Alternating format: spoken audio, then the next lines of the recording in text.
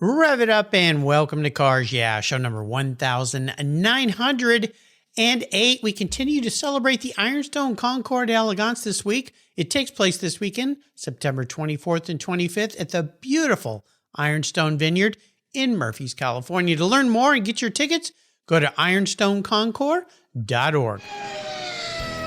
This is Cars Yeah, where you'll enjoy interviews with inspiring automotive enthusiasts. Mark Green is here to provide you with a fuel injection of automotive inspiration. So get in, sit down, buckle up, and get ready for a wild ride here on Cars Yeah.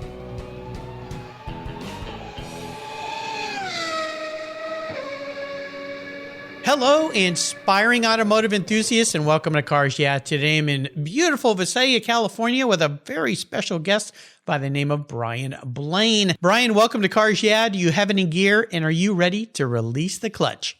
I'm ready to go, Mark. That's kind of a silly question for a guy like you, because releasing clutches is something you've done for a long time. Before I give you a proper introduction, though, what's one little thing that maybe most people don't know about you, Brian? Probably that my only formal education is as an artist, and that my first career was as a art teacher. Really? Well, that's fascinating. I studied graphic design and advertising and art in college. My dad was an artist, although he was an architect by trade. But I grew up in a world of art. I've had lots of artists on the show. So in a way, I've got an artist racer on the show with me today. Do you still do any kind of art? You know, I do a little bit of graphic work. Most of my sculpture now takes place on car bodies. Yeah. Well, that's fascinating. Well, we're going to talk about this love you have for very old race cars. And of course, you'll be at the Ironstone Concours. So let me give you a proper introduction and we'll dive into your world. Brian Blain is one of the Ragtime Racers, a group of passionate automotive enthusiasts who take their 100-year-old race cars around the world to demonstrate on tracks what racing was like 100 years ago. After retiring from becoming a walnut farmer, in 2014, he focused full-time on his hobby of restoring and racing vintage cars. Brian formed the nonprofit Blain Motorsports Foundation with a focus on race cars built prior to World War I, preserving our motorsports heritage and sharing these grand racers with the world. He and his group have participated in races across the United States, Canada, England, Australia, and New Zealand. Brian's active in various community organizations, youth activities, his church, and he's been an aircraft pilot since he was 15 years old. The Ragtime Racers will be running demonstration laps at the Ironstone Concours this weekend. We'll be back in just a moment to talk with Brian, but first a word from our valued sponsors. So give them a little love, keep the seatbelts on. We'll be right back. Did you know the most damaging thing to your vehicle's interior is the sun? Harsh UV rays damage your interior over time, cracking the dash, fading colors, and the heat makes getting into your favorite ride downright unbearable. My friends at Covercraft have the perfect solution for you and me. Their quality-made sunscreens are easy to use, take seconds to install and to remove, and they protect your vehicles while parked in the sun if using a cover isn't a good option. I have one for every one of my cars. They come in a variety of colors and options, and their accordion design makes unfolding and folding them up for storage as cool as the summer breeze. Your sunscreen comes custom tailored for your special vehicles and manufactured with the quality and attention to detail that's been the standard for Covercraft since 1965. Here at Cars Yeah, I've got a savings just for you. Use the code YEAH21, that's YEAH21 at covercraft.com, and they'll give you 10% off your Covercraft order. That's right, 10% off. Simply use the code YEAH21 at checkout. Covercraft, protecting the things that move you. I was tired of my rates for my collector car insurance going up every year for no explainable reason. My carrier seemed to be turning into a media company versus an insurance company, and I realized that a portion of my policy premium was paying for all those so-called free media goodies. So I did my homework, I talked to knowledgeable collectors, shopped around, and discovered American Collectors Insurance. They've been serving the collector car hobby since 1976. You last that long by properly serving your customers' insurance need, not with a lot of fluff. ACI is ranked the #1 online collector car insurance provider according to Google, Trustpilot, Facebook, and they offer their real person guarantee live support. No never-ending phone loops when you need help. Plus, because you don't use your classic car as a daily driver, you could save up to 40% compared to regular auto insurance. American Collectors Insurance provides agreed value policies. So if you experience a total loss to your collector vehicle or it's stolen, you'll be paid the amount listed on your declaration page, less any deductibles, of course. No ifs, ands, or buts. Give them a call today and ask for your free quote at 866-ACI-YEAH. That's 866-224-9324. Tell them you're a friend of mine, Mark Greens at Cars Yeah. American Collectors Insurance. Classic car insurance designed by collectors for collectors. So, Brian, we're back. I want to dive a little deeper into the corner and talk about the Ragtime Racers, your passion for old race cars. And I understand this all started with a gentleman named Harry Sprague in an old trunk. So, take the wheel. Well, thank you, Mark. When I was a young man, we had an old family friend named Harry Sprague, and he didn't have any family of his own. And so he was kind of like an adopted grandfather. Whenever we had family affairs, he always joined us, and he was very close friends with my grandparents, who actually sharecropped for him on an 80-acre farm that he owned but didn't farm himself. And when Harry passed away, he left a trunk for me, and in this trunk was all of his racing memorabilia from when he was a young man. He had never spoke about it. He was a chauffeur for a wealthy farmer in the area, and in 1912, when National won the Indy 500, Harry was driving a national car. It was the family car for this farmer. And at that same time, the city of Visalia, a small town of probably only 3,000 people, decided to have a 150-mile road race through the streets of town. First prize was $1,000, which would have bought the nicest home in town. Wow. Harry entered Harry and his employer entered the family car, stripped down and made into a race car, and won that race. Cool. And then went on to race all around California for 4 or 5 years, and kept everything he ever had: his entry tags, his photographs, newspaper clippings, his gloves, goggles, boots. Just amazing, the history that was there. And I knew nothing about it, knew nothing about national cars, and started looking into it and educating myself on what racing was going on 100 years ago. And that's kind of what got me started. Wow, it's amazing. Well, you've become what you self-describe as a bunch of archaeologists, really, with what you guys do, because not only do you race the cars, you work on the cars, restore the cars, but you're all about telling the story that these cars had. That must have been an amazing find. It really was. And I think there are a lot of people like me. I mean, I was young at the time, but, I knew nothing about racing back during that period of time, other than the occasional photo that you'd see in a magazine. And I sure had no knowledge of racing here in my own hometown, where I was a fifth-generation Visalian. Come to find out that virtually every town in the area had races. Back at the turn of the century, racing was a big deal. Most people never even seen an automobile, let alone seen one race. And to see cars, which at that time were the fastest things in the world, they were faster than airplanes. To see cars racing down the main street of little towns all around California and all across the U.S.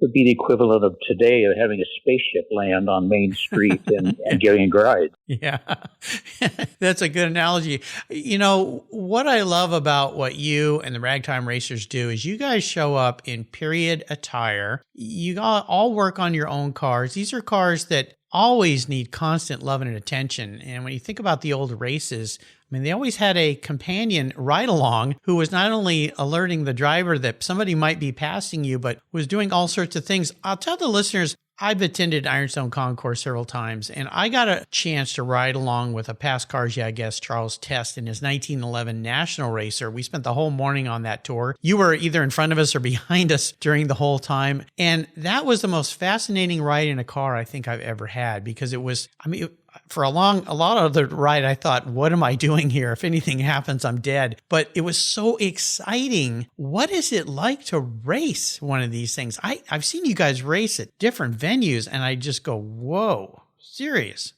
Well, they're very physically demanding, which you wouldn't think so. You have very, very large wheels and obviously no power steering.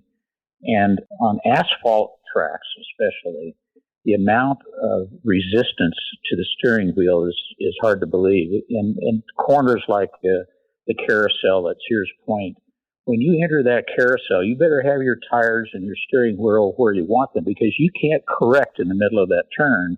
There's so much feedback to the steering wheel. Wow. So by the end of a weekend, my arms and shoulders are just sore and fatigued. And of course, the mental part of it is strenuous too, because the pedals are in different places.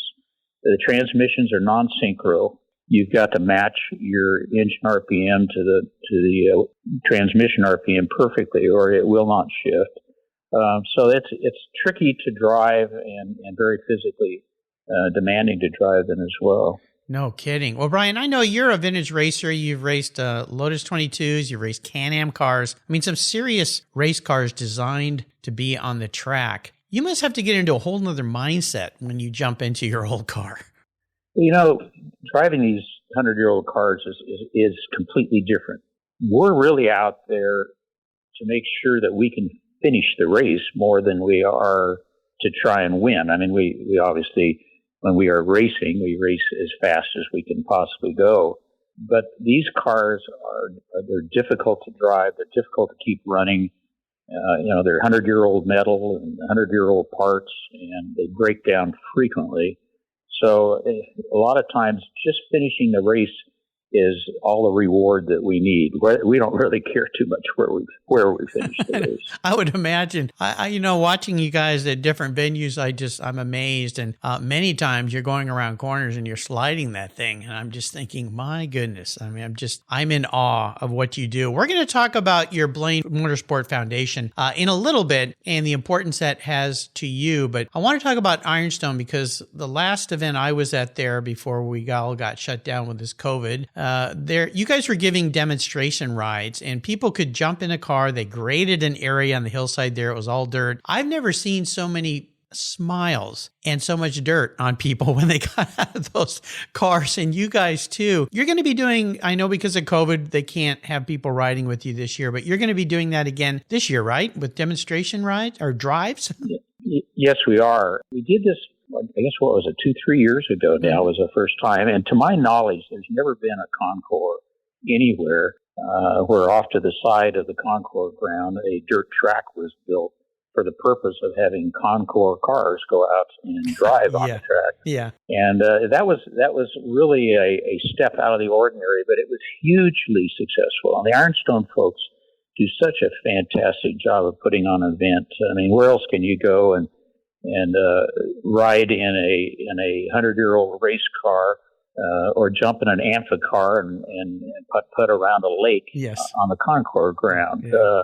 And everything, including, antique single-cylinder farm engines. And it's just a wonderful atmosphere. And yet at the same time, there are some of the most valuable and winning cars in the world that show up for this event. So it's really a lot of fun. It really is. This is their 20th anniversary, and when I've attended several of them, and I thought, why haven't I been to this event before? Because it's so different, it's so laid back. And I'll let the listeners know, if you can make it, it's in Murphy's, California. It's in a beautiful setting in the foothills of the mountains there. It's very spread out, be very safe given the COVID protocols that are still in place, but you can feel rest assured that this is going to be a really, really fun event. I'd like to ask you about inspirational people in your life. Now, when we started this talk, this guess Harry was kind of your grandfather, I guess, in a way, or adopted grandfather in a way. Is there a person in your life that's been very influential, a key mentor perhaps, that maybe helped you along with your racing?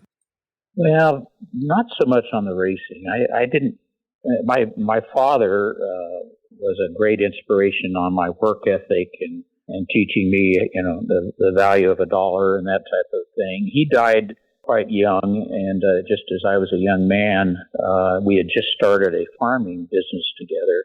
We didn't have a family farm or anything of that sort. I'd given up on teaching high school art. That wasn't what I expected it to be. So he was a very good inspiration in that way. But he had absolutely no mechanical skills at all. And he, although when I was 8 years old, he went and bought a go-kart, and I started racing at the age of 8. And I have to give him credit for this disease that I acquired at a young age, because I've never gotten the racing out of my blood. From that day on, I've raced everything from 100-year-old cars to Formula One cars and everything in between. Wow. How fun. Well, yeah, once you get bit by that bug, it doesn't really go away. When it comes to the old cars, are they your favorites? In a way they are. It's so different. As far as driving them, they're not my favorite by any means. They're difficult to drive, and you're always worrying about whether or not something's going to break, and getting him started is such an undertaking that. But the experience to sit in a 100-year-old race car and drive it and think, my gosh, I've been out here for 20 minutes. I'm absolutely fatigued. My arms are aching. And yet in the very first Indy 500, it was a 7-hour race. Oh, my gosh. On a brick track that, just beat these young men to death. And I'm thinking to myself, I'm experiencing something that so few people have ever experienced. It's a really neat thing. If I want to go out and race hard, I would much rather be in my Can-Am car or a Formula car, because there's so much more. Well, for one, they're faster, they're safer, they're more responsive, and you can drive them at the limit much more safely than you can a 100-year-old race car. No doubt. Well, when we come back from this short break, we're going to talk about a challenge. So keep that thought in mind. We're riding along in a beautiful old vintage racer with Brian Blain today, and we'll be right back. Linkage. It's a new quarterly publication and website that covers the automotive market, driving, restoring, collecting, and discovering your passion for motor vehicles. Linkage is about experiences, opinions, and values. Linkage is an actual informed, reasoned opinion based on first-hand experiences. A talented linkage team covers the automotive world, the people who share your passion and mine, smart, considered, rational, and experienced opinions, ones you can learn from and grow. That includes our passion that drives auctions and the collector car market. So come with me and join us on this journey. And be sure to use the code CARSYEAH when you subscribe, and they'll give you $10 off. Boom! Linkage, geared for the automotive life. Subscribe today at linkagemag.com.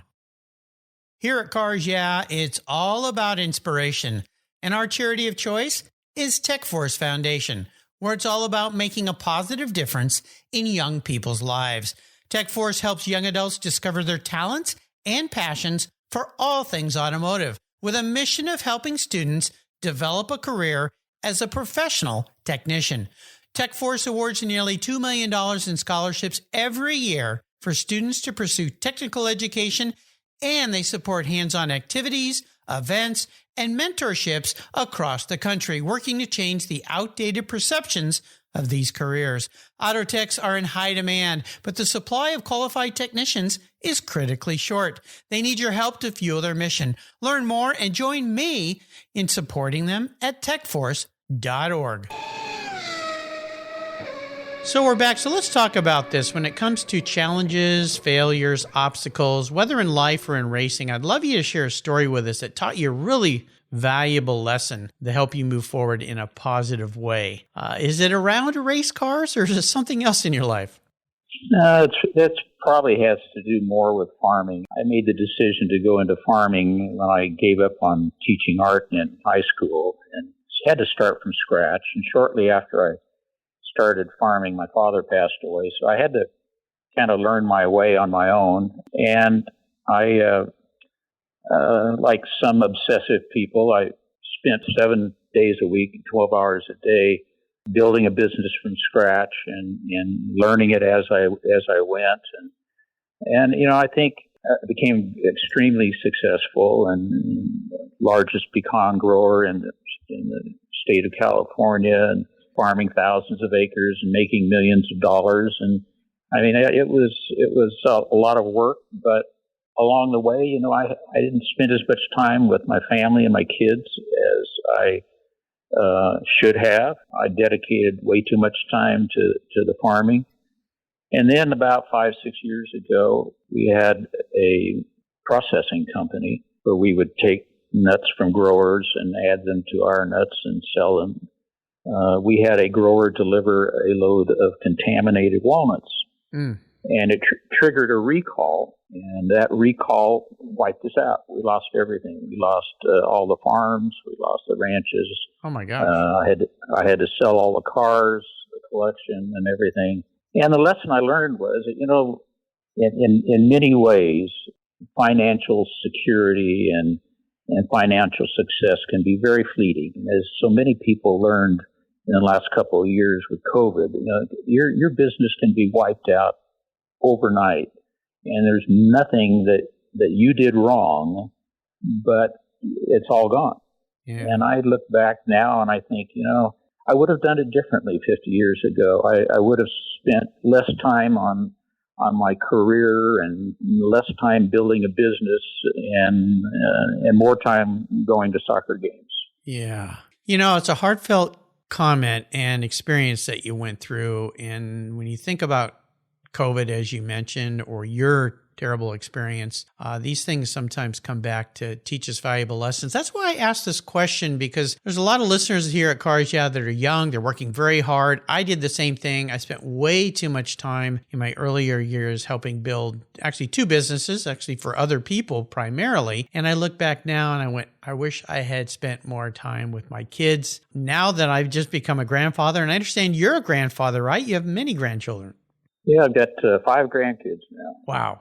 Yeah. So maybe you and I together can teach those grandchildren some things, and our kids, about what we've been through and things that we've lost and things that we've had to recover, and share that story forward in a positive way. Because, yeah, a lot of things can happen. And boy, we've sure seen that. You've seen it in a big time way. But it seems like you've fought your way back, and now you're having a lot of fun with what you're doing. And in many ways, what you're doing with your foundation, and we'll talk about that here in a moment, you're living a dream life that many people look back and go, wow, how did he get there? If there's some bucket list items going forward for you, it seems like you've already done many people's bucket list items, taking these old cars around the world and sharing them and racing vintage cars. What would you like to do in the next couple of years on your bucket list item? Well, it's probably the one thing I would like to do as far as the bucket list type item is I would really like to go to the Goodwood reunion. They just finished up in England, and it's a spectacular event that I've only seen on TV and on the internet. So that's the one thing on my bucket list that I still want to do. But more importantly, I guess I don't know if this is a bucket list type thing, but I just hope I can stay healthy enough to work on cars until the day I die. That's kind of my bucket, number one bucket list item. Yeah, taking care of ourselves for sure. Well, it sounds pretty good. I think your cars at the Goodwood reunion, oh my gosh, that's a no-brainer. That's an event I've never attended. I would love to attend. It looks like so much fun, and you guys the Ragtime Racers would be the perfect fit with the period attire, the cars. I have a feeling you're going to get there one day, Brian, no doubt. Let's talk about a special vehicle, and I want you to share more about your national race car. Our foundation actually has on loan to it a 1911 National that ran in the very first Indy 500, Wow. and it finished seventh in that race. And that's a car that I had tracked down many years ago. It was owned by a fellow in Indiana. I knew the history of the car. Not too many people did know the history of the car. The fellow who had bought this car, it was a race car when he bought it. And back in the 50s, when he bought this car, a car that had been raced is a car that had been abused. Mm-hmm. And it lowered the value of the car if anyone knew that it had been raced. So this fellow swore all his friends to secrecy. Don't tell anybody that this car has been raced. The steering wheel had the names of all the famous drivers who had driven it over the years carved into the steering wheel. Oh, my gosh. The wooden steering wheel. And he proceeded to sand them all off because he didn't want anyone to know. Oh, no. He modified the frame so that he could put stock body back on it and all of these things, and drove it as a touring car, in horseless carriage events. And when I finally was able to buy the car, it took me 15 years to convince them to sell the car. When it came the day to sell it, they sold it to an acquaintance of mine instead of selling it to me, and I eventually was able to buy it from that acquaintance. And then I restored it back as it raced at Indy in 1911 and was finished the restoration up just in time to go to the Centennial in 2011 at Indy. Wow. What a story. Why couldn't you have just taken the steering wheel off and kept it and put a different one on instead of erasing that memory? I agree. What a shame. I mean, wouldn't that be the most fantastic thing to see the names of all those drivers carved in there? Oh, my gosh. Yeah, it kind of breaks my heart. Gee whiz. Well, there you go. Now, I know you love to help other people, and I mentioned in your intro, you've been on many foundation boards. You've helped so many people. Tell us more about your foundation, what it means to you, who you like to help. It's such a great cause and a noble thing that you're doing in combination with bringing these cars to all of us around the world. Well, my wife and I set the foundation up almost 10 years ago now. Back when we thought we had lots of money and we had all these cars, we thought, we probably, to protect these cars and keep them for perpetuity, we need to set up a foundation so that they can stay there. So we did that and donated many of our cars into that foundation, and then started to get others who shared our passion to put their cars on loan or donate them to the foundation. And as a result, the foundation now has probably 30 or 40 cars, of which about half are pre-World War I, and probably the newest are some of the Formula cars from the 70s. But our goal is to preserve our motorsports heritage by taking these cars to tracks and events so people can see them racing, see them running. Unlike most museums, we do have a museum, but it's only available to people on special events or private tours. Instead, we prefer to take the cars to the people at tracks so they can actually see the cars running and experience the smell of castor oil and the sound of a 450 cubic inch 4-cylinder engine that you can't experience walking through a museum. Wow, it's absolutely fantastic. I love it. You think about some of these Concours events where the cars drive in, you get to stand there like Pebble Beach, you get to see them move, or the tours, the rallies. The Ironstone has the rally that I mentioned I got to ride along in, and they'll be doing that again this year. Will you be driving in the one this year? Yes, we're not going to do the rally, but we are going to take the cars out on the dirt track adjacent to the Concours grounds on Saturday around 1:30. Very cool. Very cool. Now, I'm going to be your automotive psychologist here, Brian. I bet nobody's ever asked you this question. If you were manifest as a vehicle, you woke up tomorrow and you were a vehicle parked in your foundation, in the Blain Motorsports Foundation, what would you be, but more importantly, why? Oh gosh, I would.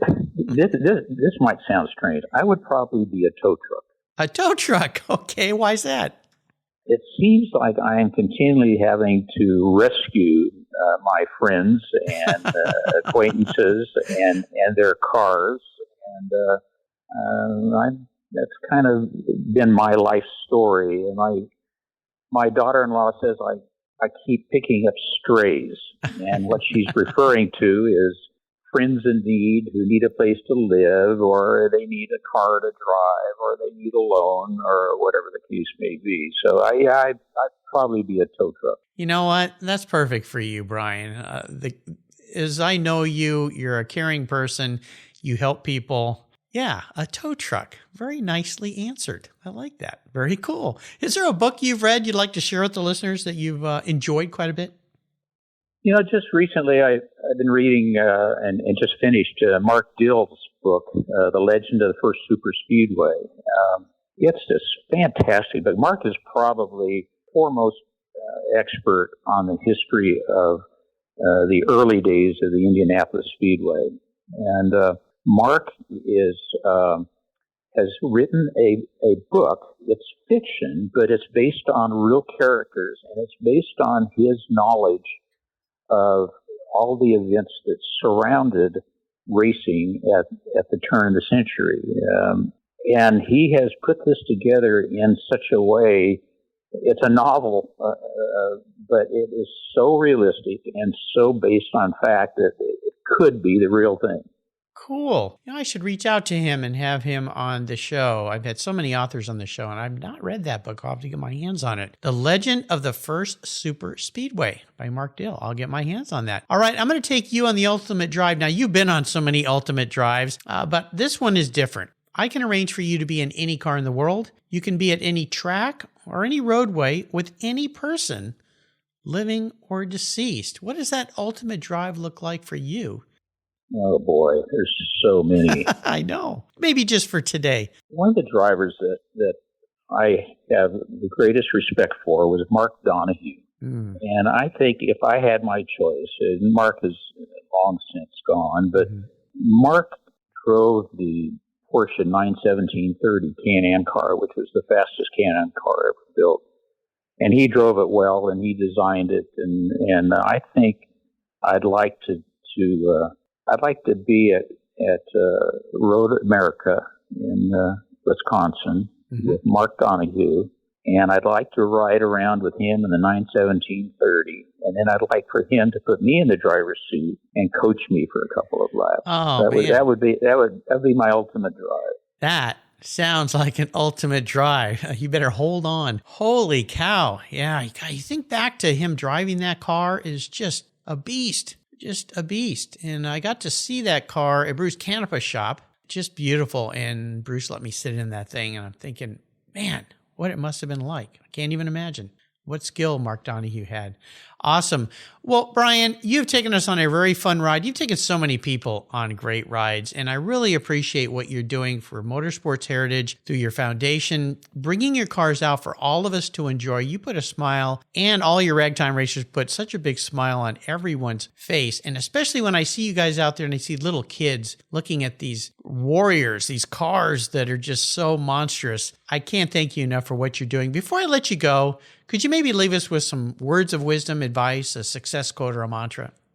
No, I think I enjoy my hobby. I enjoy the cars. I'm fortunate I'm able to restore cars for a living now. But I think that we all need to keep in mind that families come first in this world. And as you get older, you'll appreciate it much, much more. I sure have.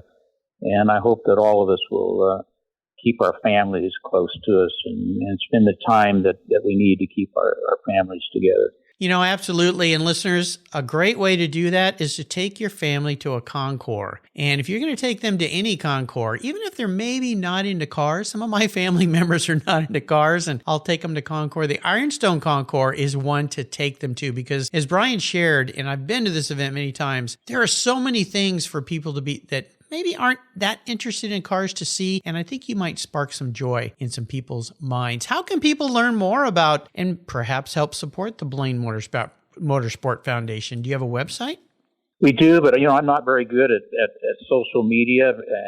The best thing to do is probably just to contact me by email. Okay. I need to recruit one of these teenage boys that hangs out around our shop. Yes. To get me going on all of this social media, because I'm not very well versed at it. But my email address, if you would like to contact me, is brian@blainfarmdation.org. There you go. I'll put a link to that on Brian's show notes page on the Cars Yeah website. I'll also post a couple other articles I found about Brian and the foundation and his cars on his show notes page. I want to remind again everybody that the Ironstone Concours, they have a vintage road rallies, Cars and Stars evening gala, speaker forums, amphicar displays. Yeah, you can see cars in a lake. Wine tasting at the Ironstone Winery, and of course, the display of cars that Brian and his racers are going to have. You can watch them go around in the dirt and have some fun, and the Concours d'Elegance. I want to thank Wayne Craig, who was my guest on Monday, for reconnecting me with Brian. I've met Brian at the track. I've seen him in action. This is a very special guy we've got to listen to today. Brian, thank you for being so generous today with your time and your expertise and sharing your experiences. Until you and I talk again, I'll see you at the Ironstone Concours. All right. Thank you. You're welcome. Thank you so much for joining us on today's ride here at Cars Yeah. Drive on over to carsyeah.com to find show notes and inspiring automotive fun. Download your free copy of Filler Up, a fun book filled with gorgeous photographs of fuel filler fun, including quotes from more inspiring automotive enthusiasts. Download your copy today, and we'll see you next time on Cars Yeah.